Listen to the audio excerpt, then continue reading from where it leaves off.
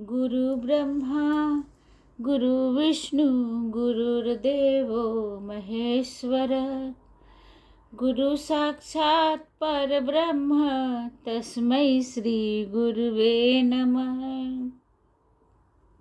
सरस्वती ने स्वर दिया, गुरु ने दीना ज्ञान, मात पिता ने जन्म दिया, कर्म लिखे भगवान।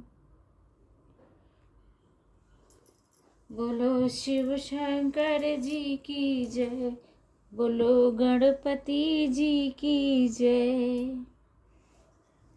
अष्टावक्र मुनि कहते हैं कि मुक्ति की इच्छा रखने वाले जिज्ञासु को सर्वप्रथम उन विषयों को विष के समान त्याग देना चाहिए जो माया के बंधनों में सहायक है।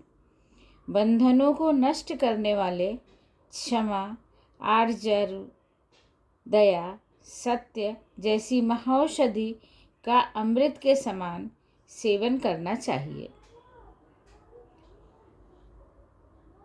इसका अर्थ मैं अपने शब्दों में, शिष्य मिथिला नरेश जनक ने जिस आदर और उत्कंठा से प्रश्न किया, गुरु अष्टावक्र ने उसी स्नेह और सहजता से उत्तर भी दिया।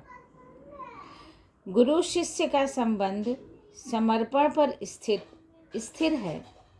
शिष्य ने समर्पण किया तो गुरु भी समर्पित हो गए। उन्होंने विषय विकारों पर सर्वप्रथम प्रहार किया। जो बाधाएं हैं, आसक्ति हैं, मनुष्य आसक्तियों से घिरा हुआ है। आसक्ति सदैव भ्रमित करती है, वास्तविकता से परिचित नहीं होने देती। ऐसी स्थिति में मनुष्य विकारग्रस्त हो जाता है और स्वयं से विमुख होकर पतित हो जाता है। फिर भी मुक्ति की इच्छा जागृत रहती है। मुक्ति की आकांक्षा, इच्छा मानवीय स्वभाव है, पर मुक्ति क्या इतनी सहज है? आदिकाल से योगी तपस्वी मुक्ति के मार्गों का अनुसंधान करते आए हैं।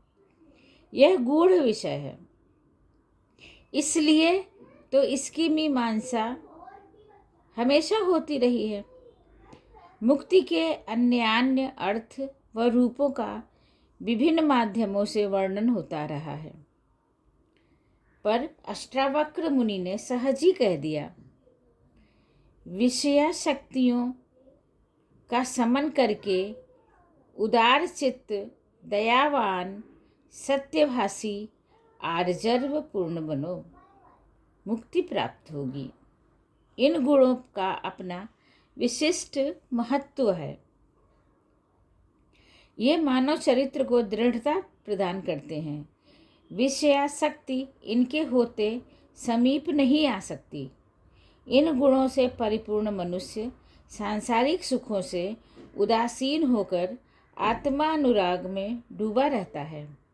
लौकिक भौतिकता उसके लिए महत्वहीन हो जाती है और वह परमार्थ में ही आनंद का अनुभव करता है। यही तो मुक्त होना है, सब में होकर भी किसी में नहीं। अष्टावक्र मुक्ति को इतर परिप्रेक्ष्य में प्रस्तुत करते हैं। वे स्वच्छंद एवं निष्क्रिय जीवन को मुक्ति प्रदान करने वाला नहीं कहते। उनकी मुक्ति में मानवीय दायित्वों का, कर्तव्यों का, जिम्मेदारियों का संदेश है। क्षमाशील बनो जिससे अन्य प्रेरित हों। सत्यभाषी बनो जिससे शाश्वत प्रकृति को सुचिता का संबल मिले। इन गुणों से परमार्थ चिंतन की प्रवृत्ति प्रबल हो जाती है, जिससे मनुष्य को श्रेष्ठता स्थापित होती है। अष्टावक्र कहते हैं कि चित्त से विकारों का त्याग करके सद्गुणों का विकास करने से मुक्ति सहज ही हो जाती है। इस प्रकार मैं विराम लेती हूँ। कल फिर मिलूँगी। नमस्कार।